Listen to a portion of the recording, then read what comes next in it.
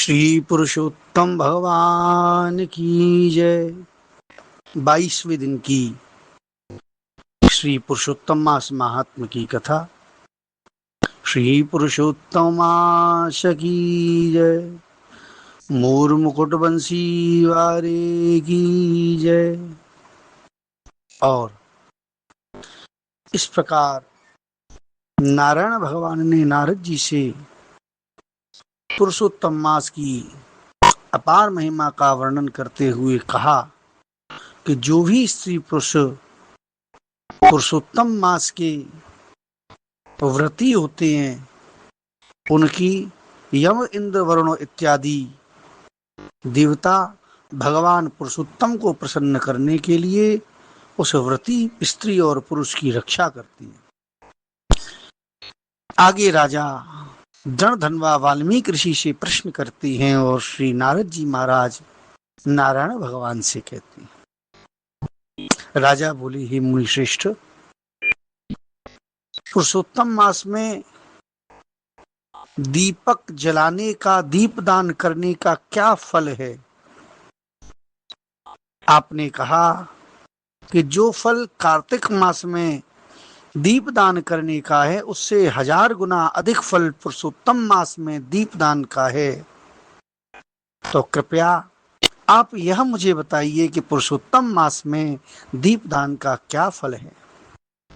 वाल्मीकि ऋषि बोले, हे राजन, जिस पाप का नाश करने वाली कथा सुनने से 5 प्रकार के पाप दूर हो जाते हैं वह मैं तुमसे कहता हूं, तुम सावधान होकर सुनो। सौभाग्य नगर में सत्य बोलने वाला, बुद्धिमान, पराक्रमी चित्रबाहु नाम का प्रसिद्ध राजा हुआ। वह राजा वृक्ष के समान सहनशील था। जैसे फलदार वृक्ष पर पत्थर मारने पर वह फल प्रदान करता है, ऐसी ही सहनशीलता उस राजा में थी। वह राजा सब धर्मों को जानने वाला था। बड़ा शीलवान, रूपवान, सुंदर, दयालु स्वभाव वाला, साधु और ब्राह्मणों की भक्ति करने वाला, भगवत कथा को सुनने वाला, भगवान के चरित्रों को सुनकर आनंद लेने वाला, एक पत्नी व्रत धारण करने वाला, अपनी स्त्री से प्रेम करने वाला, पशु, पुत्र, हाथी, घोड़ा, रथ, पैदल सेना वाले तथा धन धान्य से युक्त था। वो राजा खूब ऐश्वर्यवान था। अपनी रानी के साथ वह युवक जवान राजा पृथ्वी पर शासन कर रहा था। वो राजा भगवान श्री कृष्ण के अतिरिक्त और किसी देवता को नहीं मानते थे। उनके मन में मुरली मनोहर भगवान की मोर मुकुट वंशी वाले राधानाथ श्याम सुंदर की छवि सदैव निवास करती थी। एक दिन राधा चित्रबाहु ने दूर से आते हुए मुनियों में श्रेष्ठ अगस्त ऋषि को देखा। अगस्त ऋषि को देखते ही जब राजा दंडवत प्रणाम करके विधि पूर्वक ऋषि का पूजन करने लगे। प्रेम पूर्वक ऋषि का पूजन करने के बाद आसन पर ऋषि को बिठाया और बड़ी विनम्रता से राजा अगस्त ऋषि से बोले, हे मुनि श्रेष्ठ, आज मेरा जन्मदिन है। राज्य, भवन सब सफल हुए हैं। मेरा जन्म भी आज आपके दर्शन से सफल हो गया है। जो श्री कृष्ण के सेवक हो आप, और आप आज यहाँ पधारे हो, तो यहाँ पधारने से यह स्थान भी धन्य हो गया है। हे मुनि, तारों की चमक तभी तक है जब तक कि सूर्य का उदय नहीं होता। सूर्य के उदय होते ही तारागणों का प्रकाश फीका पड़ जाता है। इसी प्रकार जितने भी ब्राह्मण हैं वे सब पूजनीय हैं, सब वंदनीय हैं, सब सम्मान के पात्र हैं। परंतु जिस प्रकार सूर्य के उदय होने पर तारों का तेज अस्त हो जाता है, आपके सामने अन्य जो ब्राह्मण हैं वह भी वैसे ही लगने लगते हैं। जब तक वैष्णव ब्राह्मण न हो, ब्राह्मण हो फिर वह वैष्णव भी हो, तब तक मैं तो कृष्ण भक्त होने के कारण उसको विशेष महत्व नहीं देता। ब्राह्मण सदैव पूजनीय है, परंतु ब्राह्मण होने के बाद वह वैष्णव भी हो, भगवान विष्णु का पूजन करने वाला भी हो।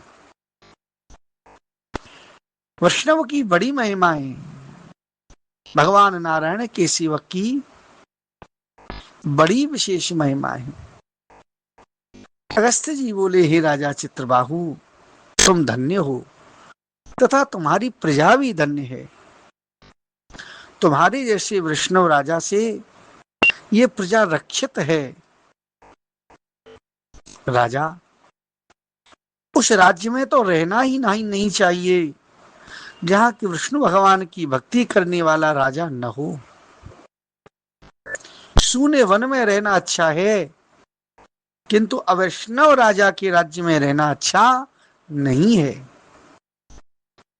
भले मनुष्य ऐसे स्थान पर निवास नहीं करते। जो उत्तम प्रकार के मनुष्य हैं, जो वैष्णव हैं, जो सब धर्मों में प्रेम करने वाले हैं, वे ही वास्तव में सुंदर राज्य करने के अधिकारी हैं। जो भगवान श्री कृष्ण के चरणों में आश्रयी है, जिन्होंने भगवान के चरणों के अलावा और किसी का आश्रय ले ही नहीं रखा है, जिनकी भगवान श्री कृष्ण के चरणों में अनन्य निष्ठा है, उन्हीं के ही राज्य में प्रजाजन सदैव सुखी रहते हैं। हे राजन, भगवान श्री कृष्ण के स्वरूप का हृदय में ध्यान धरना, भगवान श्री कृष्ण की माधुर्यमय कथाओं का श्रवण करना, भगवान श्री कृष्ण के मंदिर में मार्जन बुहारी इत्यादि करना, भगवान श्री कृष्ण के मंदिर में दीप दान करना, भगवान श्री कृष्ण के लिए चंदन घिसना, भगवान श्री कृष्ण के लिए अपने हाथ से सुंदर सुंदर फूलों को पिरोकर माला बनाना, भगवान श्री कृष्ण के लिए अपने हाथों से सुंदर वस्त्र धारण कराना, सुंदर वस्त्रों को बनाना, यह वैष्णव का धर्म है।